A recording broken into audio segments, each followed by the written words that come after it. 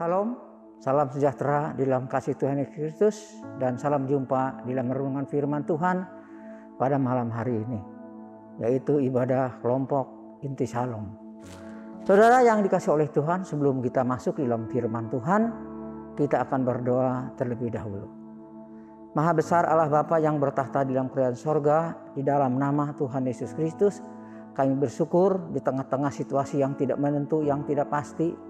Namun kami bersyukur, berterima kasih, Tuhan adalah pembela dalam kehidupan kami. Terima kasih Bapa, kalau kami ada sebagai kami ada, seperti pada malam hari ini, semuanya karena anugerah dan kemurahan Tuhan dan kebesaran daripada Tuhan.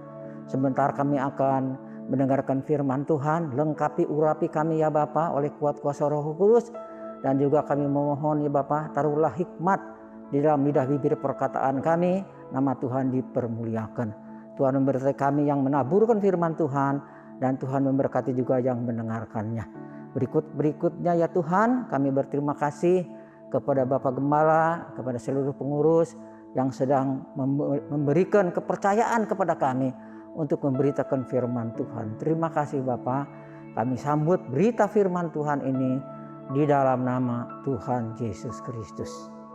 Amin. Saudara yang dikasih oleh Tuhan, kita akan masuk di dalam firman Tuhan, yaitu kita akan buka Alkitab kita di dalam 1 Timotius pasal 4 ayat 14. Timotius adalah salah satu murid daripada Rasul Paulus, dan saya akan bacakan firman Tuhan ini.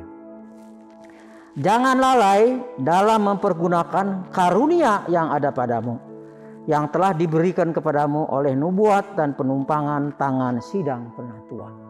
Lagi sekali saya bacakan 1 Timotius pasal 4 ayat 14. Jangan lalai dalam mempergunakan karunia yang ada padamu, yang telah diberikan kepadamu oleh nubuat dan penumpangan tangan sidang penatua.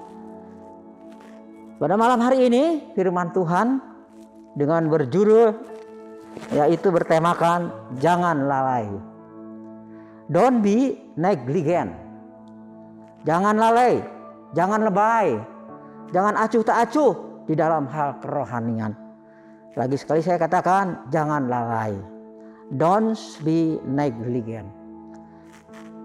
Saudara, agaknya pemerintah memberikan sedikit kelonggaran dalam pembatasan sosial berskala besar atau PSBB demi untuk pemulihan ekonomi, sehingga ada banyak orang mulai lalai dalam disiplin protokol kesehatan WHO.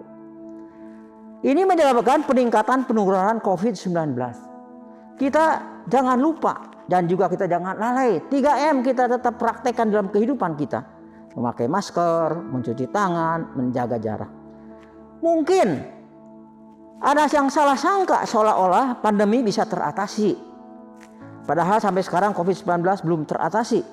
Malah terdengar ada mutasi virus yang lebih dahsyat, yang baru, varian baru, yaitu varian Delta, Omikron, dan juga Florona. Dikatakan terkendali kalau sudah ada vaksin, sudah ada obat, semua disiplin dalam protokol kesehatan. Salah sangka membuat banyak orang menjadi lalai dalam menghambat penurunan disiplin dalam kesehatan, juga dalam perkara rohani. Ada banyak yang salah sangka dan lalai, dan akhirnya tidak menikmati kehidupan Kristiani yang berkemenangan. Saudara, saya dengar saudara-saudara iman saya banyak yang sakit, diisolasi di rumah. Tapi kita bersyukur, berterima kasih kepada Tuhan, memandang kepada Tuhan yang lebih besar dari segala macam virus apapun juga. Jadi firman Tuhan akan berbicara tentang jangan lalai. Jangan lalai dalam beberapa hal ini. Dalam apa saja? Yang pertama adalah mempercayai firman Tuhan dengan iman yang sederhana. Dengan apa adanya kita menyerahkan seluruh hidup kita kepada Tuhan, mempercayakan hidup kita kepada Tuhan. Tetapi engkau nyatakan kepada orang kecil, kepada orang-orang yang sederhana, percayalah kepada Tuhan dengan segenap hatimu, dan janganlah bersandar kepada pengertianmu sendiri. Akuilah Dia dalam segala lakumu, maka Ia akan meluruskan jalanmu. Amsal pasal 3 ayat 5 dan 6. Percayalah kepada Tuhan dengan segenap hatimu, Dan janganlah bersandar kepada pengertianmu sendiri. Akuilah dia dalam segala lakumu, maka ia akan meluruskan segala jalanmu. Jangan lalai untuk tetap mempercayai firman Tuhan dengan iman yang sederhana. Tetap hidup dalam persekutuan dengan Roh Kudus. Pada waktu itulah kamu akan tahu bahwa aku dalam Bapakku dan kamu dalam aku dan aku di dalam kamu. Kasih karunia Tuhan Kristus dan kasih Allah dan persekutuan Roh Kudus menyertai kamu sekalian. Saudara yang dikasihi oleh Tuhan. Jadi jangan lalai di dalam mempercayai firman Tuhan. Apapun yang terjadi, kita memandang kepada Tuhan yang lebih besar dari segala virus macam apapun juga.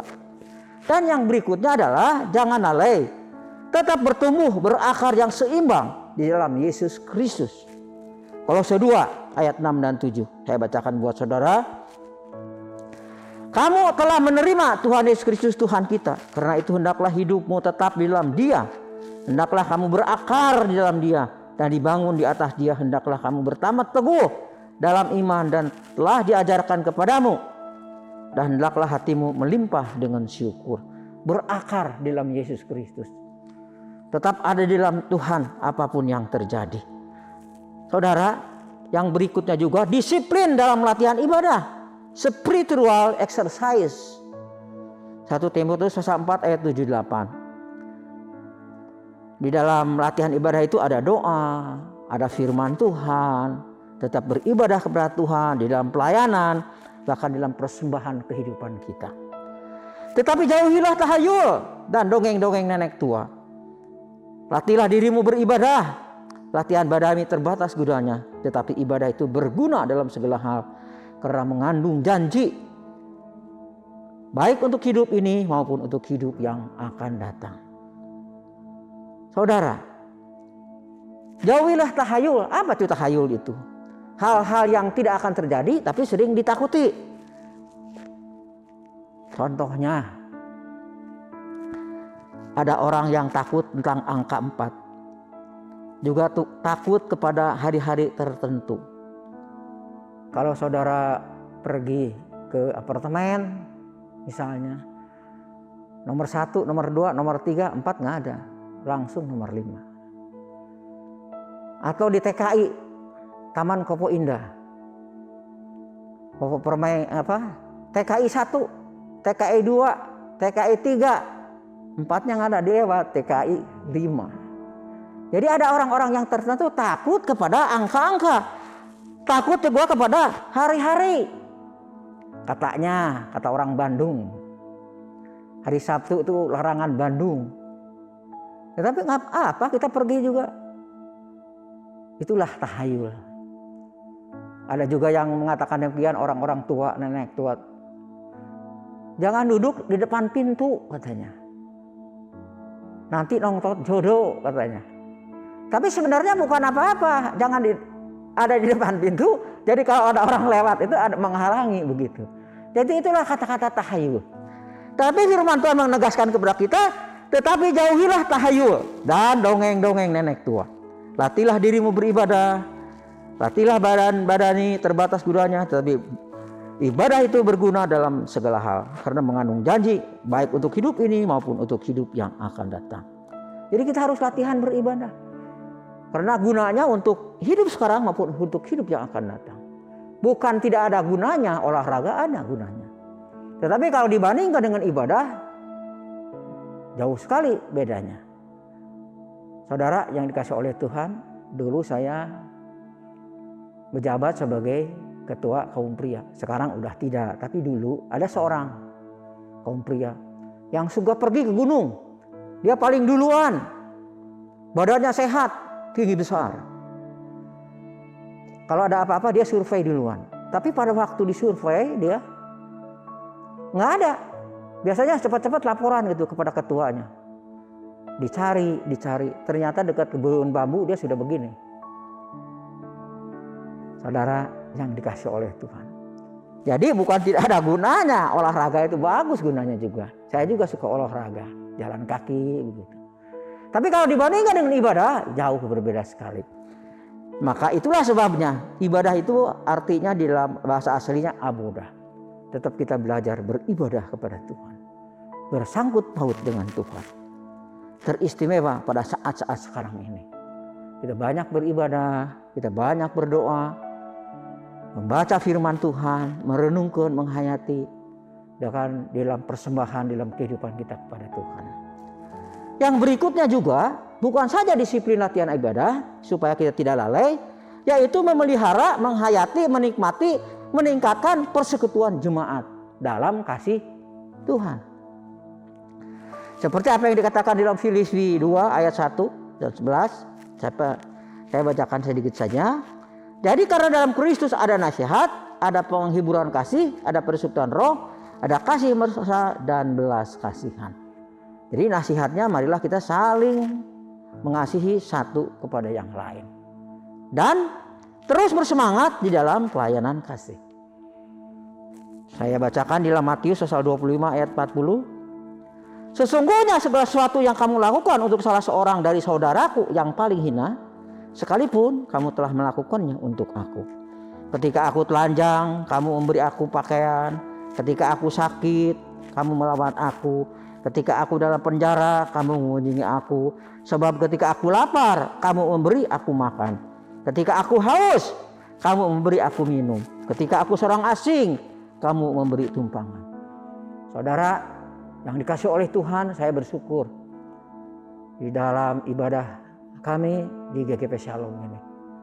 Ada tim TPS, ada pemuda-pemudi, ada kaum pria, ada kaum wanita. Nah, ada satu, yaitu tim TPS. Tim TPS ini sebelum COVID ini memberitakan firman Tuhan ke lapas-lapas. Bahkan sampai ke Nusa Kambangan, sampai ke Cirebon. Dan juga ada lagi yaitu gerakan nasi bungkus. Memberikan makanan kepada orang-orang gelandangan-gelandangan. Yang dijalankan oleh pemuda-pemudi yang dari tim TPS ini. Kita bersyukur, berterima kasih. Jadi penginjilan kita, kasih kita lakukan. Bukan orang dalam saja, tapi kepada orang yang luar.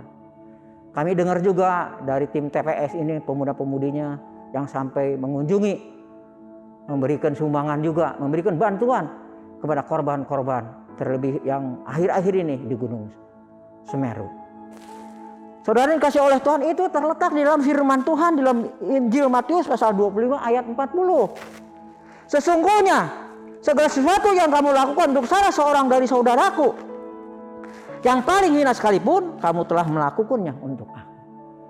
Jadi saudaraku yang dikasih oleh Tuhan, kalau kita menolong seseorang, apalagi mereka tidak bisa membalas kepada kita, sungguh luar biasa kasih Tuhan, pelajarannya kepada kita. Jadi memelihara, menghayati, menikmati, meningkatkan persekutuan jemaat dalam kasih Tuhan. Dan yang berikutnya juga, tetap semangat, jangan lalai, bertahan melawan kuasa kegelapan dalam segala bentuk. Karena itu tunduklah kepada Allah dan lawanlah iblis, maka ia akan lari daripadamu. Sadarlah dan berjaga-jagalah. Lawanlah si iblis, berjalan keliling sama seperti singa yang mengaum-ngaum dan mencari orang yang dapat ditelannya. Iblis banyak berhasil sekarang ini, di akhir zaman ini, mempengaruhi anak-anak Tuhan. Tapi kami boleh tetap belajar. Kita akan tetap merenungkan firman Tuhan. Bahkan apa yang dikatakan di dalam Kolose 3 ayat 8, buanglah segala marah, geram, kejahatan, fitnah, dan kata-kata kotor, supaya kata-kata kita mempermuliakan nama Tuhan. Saudara dikasih oleh Tuhan, kalau anak muda marah-marah, cepat tua. Tapi kalau orang tua cepat marah-marah, cepat mati. Tapi kita bersyukur, berterima kasih kepada Tuhan, tetap semangat, bertahan melawan kuasa kegelapan dalam segala bentuk. Tetap dalam misi sorgawi, perkatakan firman Tuhan dimanapun kita berada. Aku mempertaruhkan nyawaku, aku tidak menghiraukan nyawaku sekalipun, asal aku dapat mencapai garis akhir dan menyelesaikan pelayanan yang diberitakan untuk kasih karunia Allah. Yang berikutnya juga, bukan saja tetap semangat bertahan melawan kuasa kegelapan dalam segala bentuk, tetapi terus bersyukur dalam segala hal. Ucapkanlah syukur senantiasa atas segala sesuatu dalam nama Tuhan Kristus Allah dan Bapa kita. Tetap bersukacita di dalam Tuhan. Filipi 4 ayat 4, bersukacitalah senantiasa. Bersukacitalah apapun yang terjadi. Bukan yang dari luar masuk ke dalam, tapi dari dalam ini keluar. Bersukacita. Bersukacita karena Tuhan memelihara kehidupan kita. Jangan engkau bersukacita karena iblis takluk kepadamu. Atau roh-roh jahat itu takluk kepadamu. Tapi bersukacitalah kalau namamu tersurat di dalam kerajaan surga. Tersurat di dalam kitab kehidupan. Itulah kita tetap bersukacita. Bukan saja kita tetap bersyukur dalam segala hal, tetapi kita juga tetap memelihara, meningkatkan persekutuan dan kemesraan dalam rumah tangga. Kemesraan dalam rumah tangga. Kasih Kristus adalah dasar suami istri. Bukan cinta dasar suami istri itu. Ya, pertanyaan memang cinta. Tapi berikutnya setelah mendengar firman Tuhan, kasih Kristus adalah dasar suami istri. Maka apa yang dikatakan oleh firman Tuhan di dalam Kolose pasal 3 ayat 14, dan di atas semuanya itu kenakanlah kasih sebagai pengikat yang mempersatukan dan yang menyempurnakan. Dan inilah firman Tuhan yang terkenal, Efesus pasal 5 ayat 22 dan 23. Hei istri, tunduklah kepada suamimu seperti kepada Tuhan. Hei suami, kasihilah istrimu sebagaimana kasih Kristus telah mengasihi jemaat. Kasihilah istrimu sebagaimana Kristus telah mengasihi jemaat dan telah menyerahkan dirinya baginya. Nah, satu pertanyaan kepada kita. Kenapa bukan suami dulu? Jadi istri dulu yang disebut. Hei istri, tunduklah kepada suamimu. Bukan tundukkanlah suamimu. Bukan tanduklah suamimu. Bukan, jangan ditambah, jangan dikurangi. Hei istri, tunduklah kepada suamimu seperti kepada Tuhan. Pertanyaannya, jadi bukan suami dulu yang disebut, tapi istri dulu yang disebut. Hei istri, tunduklah kepada suamimu seperti kepada Tuhan. Jadi alasannya adalah ada di dalam 1 Timotius pasal 2 ayat 14. Lagi pula bukan Adam yang tergoda, melainkan perempuan itulah yang tergoda dan jatuh di dalam dosa. Jadi yang pertama kali berdosa adalah Hawa. Setelah Hawa barulah Adam itu. Jadi firman Tuhan itu ditujukan kepada perempuan ini, kepada istri dulu. Hei istri, tunduklah kepada suami seperti kepada Tuhan. Hei suami, kasihilah istrimu sebagaimana Kristus telah mengasihi jemaat dan telah menyerahkan dirinya baginya. Kalau kita menjadi seorang suami, jadilah orang suami yang bertanggung jawab dan mengasihi keluarga. Demikian pula kalau kita sebagai istri, jadilah istri yang bertanggung jawab dan mengasihi keluarga. Kalau kita sebagai anak, kita mengasihi orang tua kita. Saudara yang dikasihi oleh Tuhan. Seorang anak yang berbakti kepada orang tua. Orang Chinese mengatakan uhao, bukan puthao. Tapi di akhir zaman ini banyak orang, menurut tanda kutip, tidak mengurus orang tuanya. Apalagi kalau orang tuanya sudah tua. Tapi kalau kita belajar firman Tuhan, seperti apa dikatakan oleh Nabi Musa, hormatilah orang tuamu, maka engkau akan diberkati dan engkau akan panjang umurmu di bumi ini. Ibrani 13 ayat 4 mengatakan, hendaklah kamu semua penuh hormat terhadap perkawinan, dan janganlah kamu mencemarkan tempat tidur, sebab orang-orang Sunda dan pezina akan dihakimi Allah. Ingatlah peringatan firman Tuhan ini. Jadi hendaklah kamu semua penuh hormat terhadap perkawinan, dan janganlah kamu mencemarkan tempat tidur, sebab orang-orang Sunda dan pezina akan dihakimi Allah. Saudara yang dikasihi oleh Tuhan, yang berikutnya juga, kita jangan lalai, tetap siap bersemangat, merindukan, menyambut kedatangan Tuhan Yesus yang kedua kali.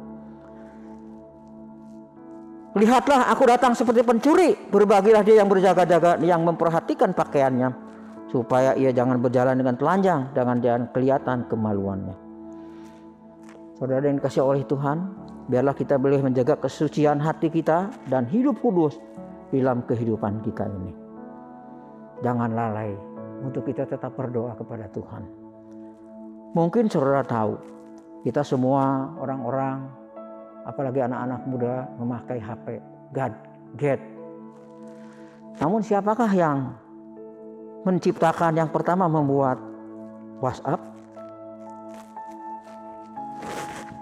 Mungkin saudaraku kurang mengenal. Tetapi yang pertama kali membuat WhatsApp itu adalah yang namanya Yan Kum. Yang pertama membuat WhatsApp, imigran dari Ukraina. Pada umur dia 16 tahun, dia pergi ke USA, ke Amerika, dan dia sekolah di sana. Dan akhirnya dia menciptakan tentang WhatsApp ini atau WA ini di Indonesia. Terkenal di mana-mana. Sehingga kita boleh berdiskusi dengan negara-negara lain. Jadi Yan Kum ini imigran dari Ukraina. Tetapi saudaraku mengetahui, Ukraina sekarang ini sedang berperang dengan Rusia. Kita doakan peperangan ini supaya segera berakhir dan ada damai, ada sejahtera di sana. Karena dampaknya kepada kita, seluruh Indonesia, seluruh dunia ada dampaknya, kena semua. LPG naik, barang kebutuhan pokok naik, ibu-ibu udah agak pusing 7 keliling. Semuanya naik, semuanya berubah. Saudara yang dikasih oleh Tuhan, itulah sebabnya kita mau berdoa kepada Tuhan. Mau berdoa untuk peperangan ini segera berakhir dan ada damai di sana. Bagaimana? Saya juga tidak tahu. Dari mana? Saya percaya pertolongan, kedamaian datang dari Tuhan. Dan akhirnya kesimpulan firman Tuhan ini, iblis berusaha supaya kita jangan percaya dan bertumbuh di dalam Kristus. Dengan segala cara iblis berusaha membuat orang lalai, tawar hati, meninggalkan Tuhan, akhirnya mundur. Kalau kita bisa selamat dan tetap selamat karena hidup dalam satu persekutuan dengan Roh Kudus. Kita penuh kekurangan dan kelemahan, cenderung untuk lalai dan tawar hati. Bila mana ada tantangan, Roh Kudus siap menguatkan kita. Tuhan Yesus Immanuel siap menyertai, menopang, menguatkan, memimpin, dan menerobos kepada kemenangan. Saudara, kita adalah orang-orang yang menang, lebih dari pemenang, karena Dia yang mengasihi kepada kita. Tuhan Yesus menyertai dan Tuhan Yesus memberkati. Lagi sekali saya katakan, jangan lalai, teristimewa di dalam hal-hal kerohanian. Demikianlah renungan firman Tuhan. Mari kita sama-sama berdoa. Segala kemuliaan, hormat, puji dan syukur Bapa untuk keagungan nama Tuhan. Kami bersyukur masih ada firman Tuhan menuntun kami, memberikan kekuatan kepada kami. Dan kami percaya Tuhan tetap menyertai dan memberkati kami. Memberkati kami ya Tuhan dalam segala kehidupan apapun yang terjadi. Kami berterima kasih masih ada firman Tuhan. Masih Tuhan memberikan kesempatan untuk kami hidup, bekerja dan melayani. Kami berdoa untuk Bapak Gembala dan Ibu Gembala, Bapak Pendeta Almon dan Ibu Sarah, anak cucu mantu diberkati oleh Tuhan. Para majelis, para hamba Tuhan, para pelayan, jemaat, terus seiman, senior-senior kami diberkati oleh Tuhan. Bahkan hamba juga tidak lupa berdoa ya Tuhan untuk saudara-saudara kami yang masih terpapar oleh COVID ini. Kiranya Tuhan menyembuhkan dan memulihkan. Dan juga kami tidak lupa berdoa juga ya Tuhan antara Ukraina dan Rusia, supaya ada damai, ada syukur, ada sukacita di tengah-tengah peperangan ini. Bagaimana kami tidak tahu ya Tuhan, namun kami percaya Tuhanlah juru damai. Dan Tuhan akan memberikan kedamaian kepada kedua negara ini. Terima kasih banyak Bapak. Dan juga kami mengucapkan syukur dan terima kasih apa yang Tuhan sudah, sedang dan akan buat untuk kami. Kami juga tidak lupa berdoa ya Tuhan untuk multimedia yang sudah berlelah-lelah melayaninya ya Tuhan. Semuanya disertai, semuanya diberkati oleh Tuhan. Terpujilah nama Tuhan, anugerah Kristus yang selalu cukup, kasih Bapa yang tak berkesudahan, kuasa persekutuan Roh Kudus tetap akan menyertai dan tetap akan memberkati kami. Dimanapun kami berada, nama Tuhan dipermuliakan. Baik yang menaburkan firman Tuhan, baik yang mendengarkan firman Tuhan. Berbahagialah orang yang mendengarkan firman Tuhan dan yang melakukannya. Terpujilah nama Tuhan. Di dalam nama Tuhan Yesus Kristus kami berdoa dan juga kami mengucapkan syukur. Haleluya. Amin.